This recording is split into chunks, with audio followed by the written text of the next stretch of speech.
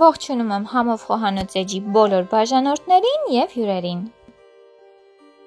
Առաջարկում եմ միասին պատրաստել անչափ համեղ հայկական ավանդական գաթա։ Պատրաստելու ենք թթվասերով գաթա։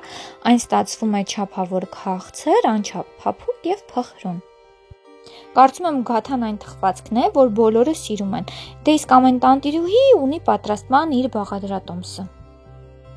Դե ինչ, եկեք միասին պատրաստենք։ Այստեղ ունեմ 400 գրամ ալյուր, որին ավելացրեցի 1 թեյ գդալ փխրեցուցիչ, նաև վերցրել եմ 200 գրամ թթվասեր, որին ավելացնում եմ 1 հավկիտ։ Հավկիտն ու թթվասերը մի լավ խառնում եմ, որպեսզի համասեր զանգված ստացվի։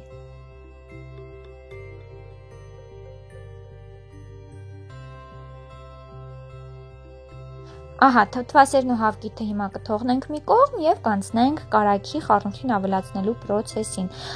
Կարագը լավ սառած վիճակում պետք է լինի կամ կարող եք հալեցնել, նոր ավելացնել։ Սառած կարագը մի փոփոխ թաթախելով ալյուրի զանգվածի մեջ շատ հեշտությամբ կարելի է քերիչով անցկացնել։ Կարագը ամբողջությամբ քերիչով անցկացնելուց հետո ավելացնում ենք թթվասերի և հավկիթի զանգվածը և այս ամենը ձեռքերի օգնությամբ վերածում ենք փափուկ խմորի։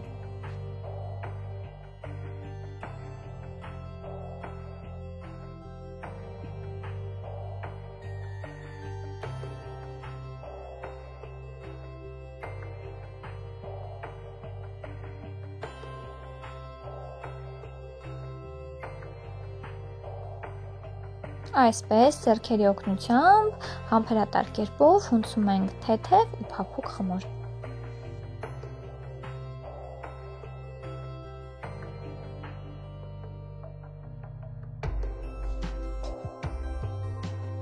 Խմորը ինձ մոտ արդեն պատրաստ է։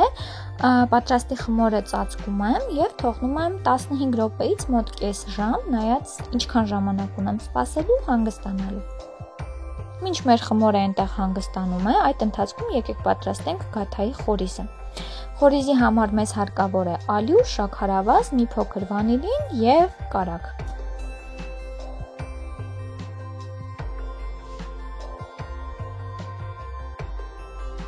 Այնուհետև ավելացնում եմ սառը կարագը և ձեռքերով տրորում եմ այնքան, մինչև փշրանքներ ստացվեն, այսինքն ստացվի խորիզ։ Սիրելիներս, օգտագործվող բաղադրիչների հստակ չափաբաժինները, ինչպես միշտ, կարող եք գտնել տեսանյութի ներքևում գտնվող նկարագրության բաժնում։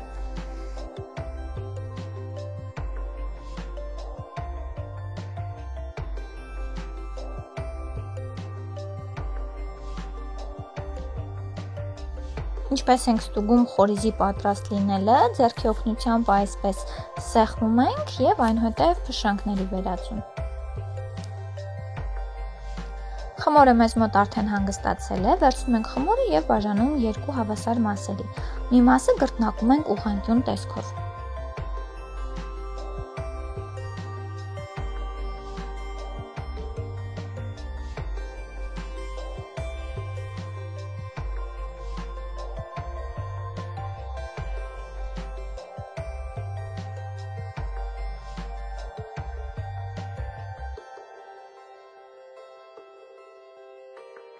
Գունդը բացելուց հետո վերցնում ենք խորիզը, կիսում ենք 2 հավասար մասերի և հավասարաչափ բաշխում ենք մեր խմորի վրա։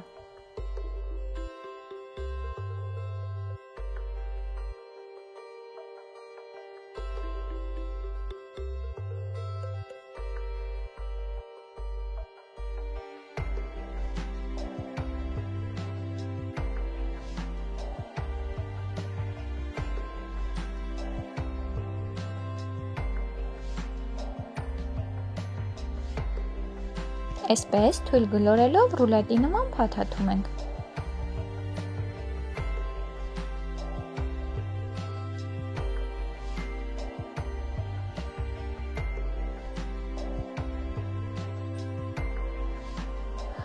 Գաթայի խմորի եզրերը ներս ենք ծալում և այսպես գեղեցիկ տեսքով շարունակում փաթաթել։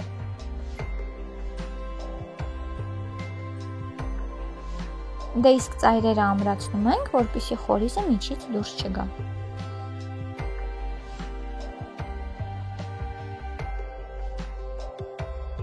Ահա, մեր թմբլիկ ռուլետը պատրաստ է, հենց այդպես էլ կարող եք կտրատել և եփել, կամ կարող եք մի փոքր տափակեցնել, նոր կտրատել։ Վրայից դասական տարբերակով քսում են հարած դեղնուց, այս դեպքում շատ ավելի փայլուն են ստացվում գաթաները։ Ես այս անգամ նախընտրեցի ուղղակի մածունով պատել։ Խմորը կտրատում ենք հարմար չափի կտորների։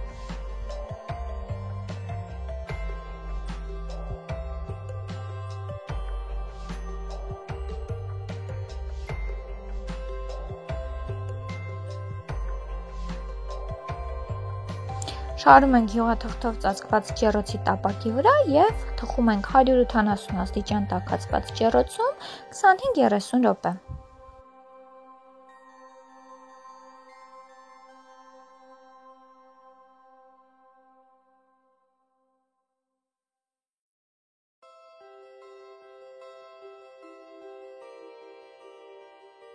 Առաջին գնդից պատրաստված գաթաները արդեն պատրաստ են և ուղարկում ենք ջեռոց թխվելու։ Նույն գործողությունները կրկնում ենք նաև երկրորդ գնդի հետ։ Սիրելիներս, ես գիտեմ, որ շատ տնտեսուհիներ խորիզի մեջ ավելացնում են նաև ընկույզ և այլ ընդեղեն։ Մեկնաբանությունների բաժնում գրեք, թե դուք ինչպես եք պատրաստում խորիզը և առհասարակ գաթայի պատրաստման ձեր բաղադրատոմսը։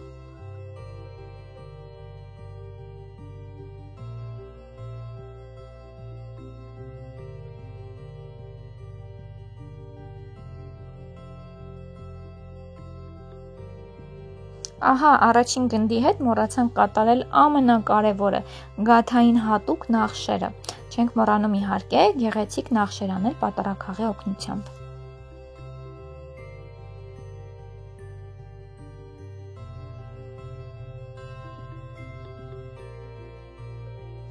Ահա և վերջ, 30 րոպե անց անուշաբույր գաթաները պատրաստ են։